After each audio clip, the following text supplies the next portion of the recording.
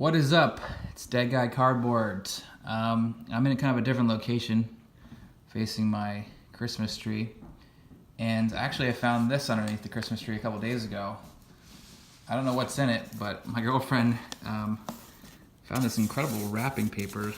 They got T206 and T205 players on them, and this one has cards from the 1800s, Cap Anson and Mike Kelly, and they're from Allen Genter and Gypsy Queen, Old Judge. So I don't know what's in here, but I'm already psyched about the wrapping. Also in the background, I have just a 93 Finest Refractor and a T206 Trispeaker Rookie. Something to look at during this contest response.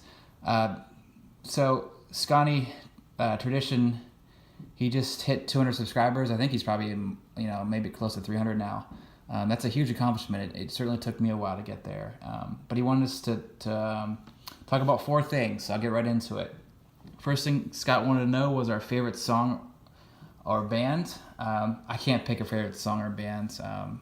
I'm really a fan of all genres. I love classic rock. I like pop. I like rap. I'm even kind of open to EDM music nowadays, I guess.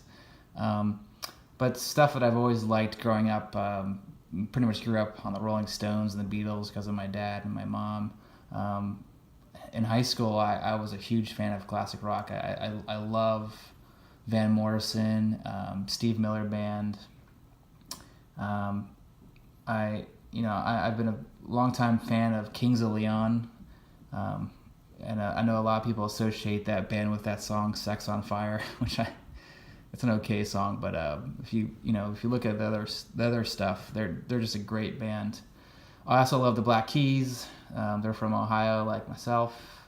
Like I said, I like rap too. Lately I like Childish Gambino and Chance the Rapper, some Frank Ocean. Also, I'm a huge fan of this band, Nathaniel Rateliff and the Night Sweats. The Night Sweats is such a great name for a band. But if you like kind of like folksy stuff like Mumford & Sons or, kind of Black Keys, you'll like Nathaniel Rateliff and the Night Sweats. Number 2, we wanted to talk about our favorite movie.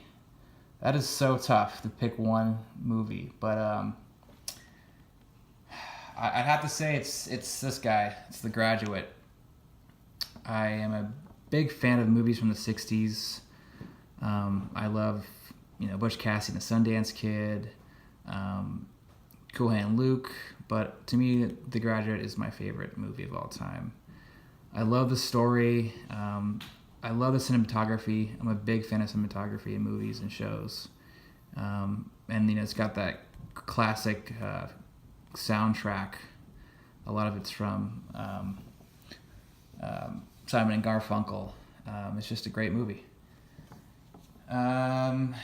Favorite show, number 3, is what he wanted us to talk about.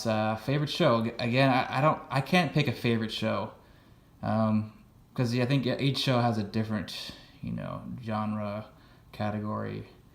But I don't know. I guess I would say number 1 is probably Breaking Bad. Like I said, I love cinematography, and I love the cinematography in Breaking Bad. It's got also just excellent acting and storytelling, and that's Breaking Bad is probably number 1 on most people's favorite shows.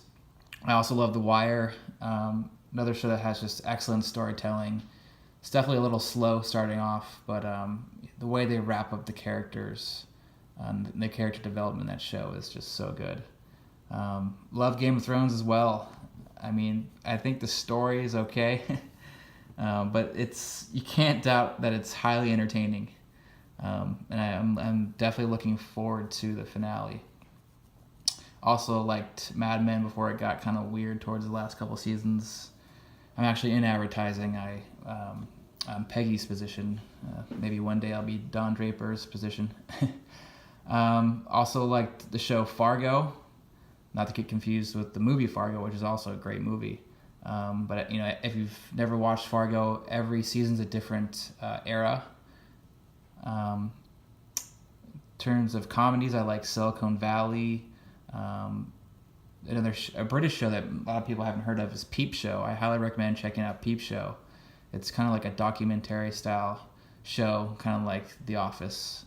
I just finished the show called The Handmaid's Tale, which is like a really dark show. It's based off the book that came out, I believe, in the 80s or maybe 70s. That is an excellent, excellent show. I highly recommend checking out Handmaid's Tale. It's pretty dark, but it's also just well acted, and yeah, the season 2 finale was great. Number 4, Scott wanted us to know what drew us to his channel. Well, I really appreciate that he's into cards of great eye appeal. He seems to be one of those collectors that is all about the card, not the grade. Although he certainly cares about the grade, which I do think is important. But he seems to, Scott, you seem to always pick up cards with great eye appeal and great centering and great registration, and I'm totally into that. And I also like channels that don't just talk about look what I bought today. They like to talk about the history behind the player or the card, and I think, Scott, you do a great job of really elaborating about why you picked up certain cards, and I appreciate that. Number 5, he wanted us to give us a shout out to a channel that has less than 200 subs. So I got 2 of them, and I'll put the channels in my description below. One is Bald Rhino. If you like Silverjactify, you'll like Bald Rhino, because this guy has the same kind of fun, hilarious energy as Silverjactify. A good starter video to check out of his is it's the video called Energy Reader Predicts Baseball Cards, and he's basically opening up a box of Topps Heritage. And if you're not interested in looking at people opening up boxes of hobby boxes, I still recommend looking at this video, because it's freaking hilarious how he edits it together. Another shout out is Baseball Kid.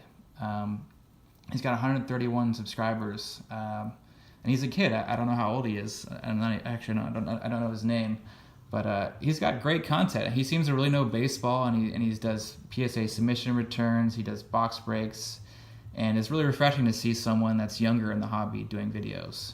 So I highly recommend you guys check out Bald Rhino and Baseball Kid. That's it. Again, congrats, Sconnie Tradition, Scott, on 200 subscribers. I'm sure you're going to be up to 500 to 1,000 soon. Peace.